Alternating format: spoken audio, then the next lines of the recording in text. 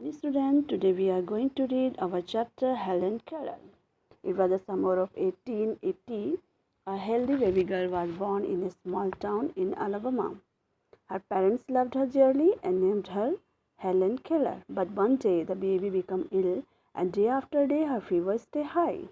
Everyone in the family tried to help her to get better, but all they could say was, "There is nothing more we can do. The baby may not live." 1880 की घटना है। गर्मी के दिन थे और Alabama में एक छोटा सा टाउन था जहाँ पे एक बच्चे का जन्म हुआ। बच्चा कैसा था? हेल्दी मीन्स स्वस्थ। Her parents love her dearly and named her Helen Killer. उसके पेरेंट्स जो थे, माता पिता, उस बच्चे को बहुत प्यार करते थे और उन्होंने प्यार से उसको नाम दिया हेलन केलर। लेकिन एक दिन बच्चा जो है बीमार हो गया और डे आफ्टर डे हर फीवर स्टे हाई। उसका जो बुखार है वो बढ़ता ही जा रहा था। दिन प्रतिदिन उसका फीवर जो है बढ़ रहा था। Everyone in the family try to help her to get better. सभी ने बहुत कोशिश की, परिवार के सदस्य ने, कि उसका बुखार उतर जाए, but all they could but all is well, यानी कि सब चीज़ व्यर्थ था, कोई उसको सही नहीं कर पा रहा था। और एट लास्ट उन्होंने कहना शुरू कर दिया कि there is nothing more we can do, they baby may not live, कि जो हम बच्चे के लिए कुछ भी नहीं कर सकते और शायद ये बच्चा जीवित नहीं रहेगा। Helen lied, but she was not the same after her illness. Something is very wrong, her mother said. At last they found out what was wrong. The child could not see or hear. The baby grew into a little girl. Her parents felt sorry for her. Helen after cried and held on to her mother. Give the poor child what she wants, her father would say. लेकिन जैसे कि family के सदस्यों ने बोला था जीवित नहीं रहेगी शायद, लेकिन हेलन जीवित रही। और लेकिन उसकी बीमारी के कारण वो पहले जैसे स्वस्थ बच्चे ने जन्म लिया था ना, वैसी नहीं रही। और उसकी मम्मी ने बोला, उसकी मदर ने, कि शायद इसके साथ कुछ गलत है, यानी कि इसको कोई सीरियस बीमारी है। और एट लास्ट ने इस चीज़ को ढूंढ भी लिया और उन्होंने देखा कि बच्चा ना सुन सकता है और ना ही बोल सकता है। The baby grew into a little girl. जो बच्चा था वो धीरे धीरे बढ़ने लगा, यानी कि एक लड़की बन गई, वो एक स्वस्थ छोटी सी बच्ची। और उसके पेरेंट्स उसको देख के बहुत दुख महसूस करते थे, फील करते थे कि वो उसके लिए कुछ कर नहीं सकते। Helen often cried and help on to his mother.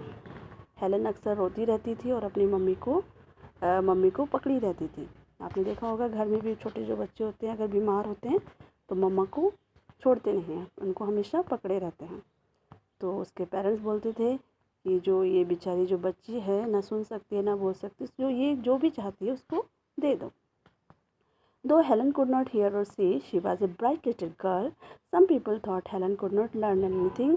Her mother did not agree. Helen is very smart, she said, and added, the problem is how can we reach her? She is locked up inside herself. यद्यपि जो Helen ना सुन सकती थी ना बोल सकती थी, लेकिन वो एक ब्राइट चाइल्ड थी, मीन्स अच्छी बच्ची थी, उसकी समझने की क्षमता थी।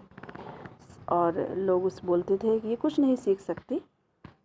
तो उसकी माँ अक्सर बोलती थी, वो इस चीज़ से सहमत नहीं थी कि ये कुछ अगर सुन नहीं सकती, बोल नहीं सकती तो ये टैलेंटेड नहीं है, वो उसे ऐसा नहीं सोचती थी। वो कहती हेलन बहुत स्मार्ट बच्चा है और प्रॉब्लम ये नहीं कि वो सुन नहीं सकती, बोल नहीं सकती, प्रॉब्लम ये है कि उसने अपने आप को लॉक कर दिया, अपने अंदर से लॉक कर दिया। मीन्स वो अपने आप को कन्फाइन करी हुई है कि वो कुछ सीख नहीं सकती। हमें वहाँ तक पहुँचना है, यानी कि हेलन तक पहुँचना है कि कैसे हम उसको सिखा सकें। Helen began to grow wild. She would not let anything comb her hair. Her clothes were always dirty. She was often angry. Sometimes she even lay on the floor and kicked her feet. Helen जो है wild होती जाए, wild means जंगली होती गई, means थोड़ी rude हो गई थी वो।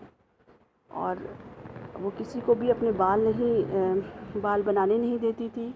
उसके क्लॉथ अक्सर डर्टी रहते थे, गंदे रहते थे। शी वॉज ऑफ्टन एंग्री, उससे गुस्सा आ जाता था अक्सर। समटाइम्स शी ले on the floor and kick her feet. और कभी कभी वो क्या करती थी, फर्श पे लेट जाती थी और फ्लोर पे अपने पैरों से किक करती थी, यानी कि पैर पटकती थी। ये सब चीज़ें क्या है, उसके गुस्से को बता रहा था। Okay, you got it? We will continue this chapter tomorrow. Thank you.